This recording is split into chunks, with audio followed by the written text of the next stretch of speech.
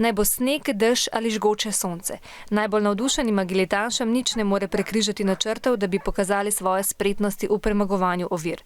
In ko sodnica postavi progo, si jo vodniki ogledajo, a brez psov, saj so taka pravila. Proga je zelo prijetna, ima pa nekaj zanj, kjer se lahko zapleteš, ko pride pa se s tunela, rabiš ga zelo poklicati, da zadene vhod v slalom. Agility pomeni spretnost človeka in psa. Tekmovanje je sestavljeno iz dveh tekov, agilityja in jumpinga. Vodnik s psom teče mimo zaporedno postavljenih ovir in z različnimi slišnimi ter vidnimi ukazi usmerja psa tako, da ta kar najbolj natančno in hitro premaguje ovire. Ingrid in njen mejni ovčar Dixie tokrat prvič tekmujeta v kategoriji A2 Large.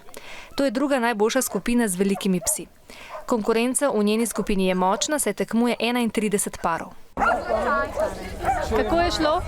Ful v redu, ful zadovoljna. Sicer sva se diskvalificirala na gugalnici, ni počakal na gugalnici, zato sem šla ponavljati, kar pa pač pomeni, da sem bila diskvalificirana. Se pravi, na tekmah ne smeš ponavljati ene in iste ovire? Razen, če je to slalom. Bistvo agilityja pa ni v tekmovanju, ampak v druženju s psom. Najpomembneje je, da se tako lastnik kot pes ob tem zabavata in tako stketa še močnejšo medsebojno vez.